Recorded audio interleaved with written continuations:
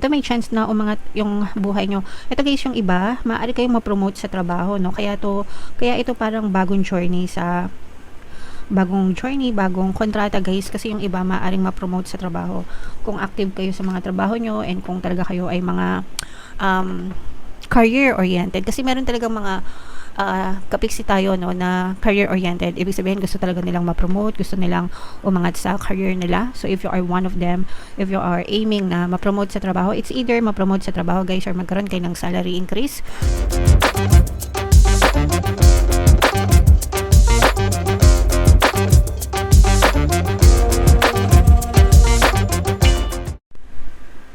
Hello guys, hello Gemini, welcome back to Pinay Pixie Tarot.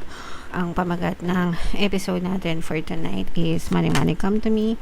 Ito yung ating money reading guys, para ngayong March, para sa Gemini, Sun, Moon, Rising Sign, and Venus. So unahin natin tong deck na to guys. Ito yung money manifesting technique para sa inyo. We have money. Leave a bank note, either a real one or a photocopied one, in front of a mirror so you can see its reflection. More money will begin to flow toward you as a consequence. So, kung meron kayong mga salamin sa bahay guys, no, pwede kayong magdikit ng pera doon or maglagay ng pera, basta na siya, na nagre-reflect, kasi reflector yung salamin, di ba? Ibig sabihin, nagre-reflect, dumodoble yung image, ganyan. So, as a consequence, more money will begin to flow toward you. Mas maganda kung idikit nyo sa salamin. Lagyan nyo ng scotch tape, ganyan. Para hindi liparin, lalo na kung totoong pera. At saka para hindi madukot ng mga anak nyo. Pwede rin play money, guys. Pwede nga din sabi dito kahit photocopy, no? Printed, ganyan. So, yeah, itry nyo mga kapiksi. Pwede rin guys na mag-avail kayo ng ating money shaker jar guys, no? Yan yung pinaka-latest na offering ko dito sa ating channel para sa mga gustong swertehin, maakat yung swerte sa finances, financial abundance, trabaho, negosyo, salapi, whatever, kahit anong intentions nyo for money guys. And medyo marami nang nag-avail niyan mga kapiksi. Pwede nyo rin guys itry yung kung nasisinagan ng araw yung bahay nyo, maglagay kayo ng coins sa baso. Mas maganda kung clear glass, no? Clear glass, maglagay kayo ng coins doon, medyo damihan nyo, ilagay nyo sa harap ng bintana. Yung bintana, make sure na nasisinagan siya ng araw mga kapiksi. So, as a consequence guys, no, dadami yung blessings, magiging magaan yung daloy ng pera sa buhay nyo mga kapiksi. Okay? So, it's all about intentions and manifestation. Kapag nagfo-focus kayo sa mga magagandang intention, definitely magiging maganda din yung daloy ng pera sa buhay nyo guys. Okay? Alright, so comment down below guys if nagawa nyo na yan, kung ginagawa nyo, ganyan-ganyan. So, shuffle natin to guys. Hanapin natin yung energy ng Gemini at saka yung energy ng money. Habang sinashuffle ko to, panoorin nyo muna guys yung video natin regarding sa ating paano mag-manifest ng abundance video course. Kapiksi, sawa ka na ba sa mga struggles at hirap sa buhay mo? Masipag ka ba at masikap sa buhay ngunit hindi ka pa rin umaasenso? Ilang beses ka na bang nag-attempt mag-negosyo at mag-invest pero palagi ka pa rin nalulugi? Sa pagkakataon na ito ay maaaring may subconscious beliefs ka na nagiging balakid sa iyong pag-unlad at pagyaman. Introducing, paano mag-manifest ng abundance video course. Dito ay matututunan mong ma-overcome ang mga balakid mo para tuluyan ka ng umunlad, umasenso, sumagana, maging matagumpay, successful at maswerte sa iyong kabuhayan, pera, trabaho, negosyo, salapi at kaperahan ng bonggang-bongga. Dali, mag-send na ng email sa pinoypixitaro@gmail.com at simulan na ang iyong pagyaman ngayon. Alright. So, sa lahat ng gusto mag-avail ng course, guys, meron tayong paano mag-manifest ng abundance video course, paano mawala ang third party, at magkaroon ng harmonious na relationship, paano pabalikin si ex or vice breakup. Sa mga interesado, guys, mag-send lang kayo ng email sa pinoypixitaro@gmail.com. And sa mga naghahanap, guys, again, ng pampaswerte, meron tayong money shaker jars, mga pampaswerte bracelet, guys. Ito yung WhatsApp number ko nasa screen, nasa comment din yan, at saka nasa description, mag-message lang kayo sa akin. So, Gemini, kayo ay represent ng King of Wands. Dito sa deck na to guys, ang air sign ay represent ng Wands suit. Meron din dito another presence ng fire sign, Aries, Leo, Sagittarius, mga kapiksi. At saka earth sign, Capricorn, Taurus, Virgo. So, dito guys, no, nakikita natin yung mga pagtitiis nyo, mga kapiksi. For some of you guys, I'm sensing na yung iba sa inyo parang nagtitiis kayo sa trabaho nyo kahit na nilalait-lait kayo, kahit na nabubuli. Yung iba sa inyo parang nabubuli kayo sa trabaho nyo, sa workplace nyo. Pero tinitiis nyo lang guys kasi yung iba pwedeng wala kayong malipatan, guys. Pero yung ano nyo, yung emosyon nyo, medyo ano na guys, medyo punong-puno na. Medyo feeling ko yung iba sa inyo, maaari na kayong sumabog. Anytime mga kapigsi. So, tiisin nyo lang hanggang kaya nyo guys. Kung wala pa kayong malilipatan, mas maganda guys kung if hindi okay yung workplace nyo mga kapigsi, kasi you have to protect your peace of mind guys, no? Kaya nga sinasabi natin, especially nowadays, diba, yung mental health na sinasabi, yung mental health, that is because of stress, depression, stress guys. And for some of you, although may mga trabaho nga kayo, pero parang depressed naman kayo, hindi kayo masaya sa trabaho nyo. Again, yung iba sa inyo, parang feeling ko nabubuli kayo sa workplace nyo, lalo na guys kung nasa ibang bansa kayo or ibang lahi, no? Yung mga katrabaho nyo, baka nakaka-experience kayo ng racial discrimination guys. So, kailangan ready kayo sa mga ganyan, lalo na kung mangingibang bansa kayo kasi ibang lahi talaga. Yung mga Pinoy nga, minsan ang hirap ng pakisamahan, yung ibang lahi pa kaya, di ba? So, tiis-tiis lang mga kapigsi kung hindi kayo makahanap pa ng ibang malilipatan. Meron tayong subliminal guys, yung pampabait ng boss and mga kasamaan ng trabaho, o kaya naman yung overall lucky charm sa trabaho. Yung dalawang subliminal na yun guys, meron yung pampabait ng mga kasamahan sa workplace, no?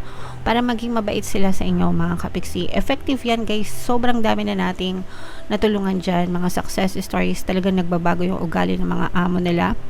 So, pwede nyo pakinggan para malesen yung mga pambubuli sa inyo guys, no? So, pwede nyo pakinggan yon mga kapiksi. Pero for now, tiis-tiis muna guys. Kung may malilipatan na kayo, tsaka kayo lumipat, mga kapiksi. Alright?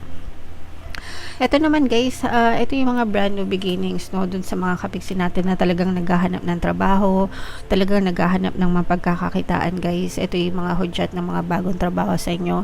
So, kung meron kayong mga pending na application, nag-a-apply talaga kayo, sooner or later guys, makakatanggap kayo ng mga job offer, mga job contract, no? So, habang nag-aantay kayo guys, just tell yourself, everything is always working out in my favor, no? Para talagang maging pabor sa inyo yung mga resulta ng mga application nyo guys.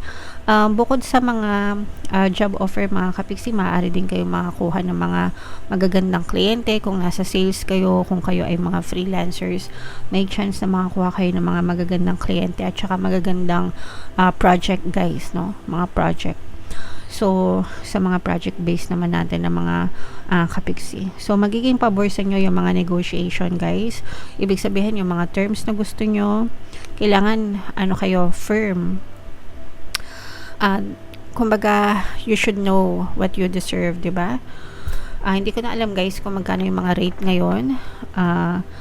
Mga rate sa mga freelancers. Hindi ko alam kung hourly sila or by project mga kapiksi. So, iba-iba siguro depende sa kontrata, ganyan. But, you should know your worth. Dapat alam nyo kung magkano yung china-charge nyo and make sure na nadi-deliver nyo yung mga deliverables nyo based dun sa charge nyo mga kapiksi. Para maging maganda yung profile nyo, yung portfolio nyo, and based din dun sa mga deliverables nyo, doon din gaganda yung mga profile nyo.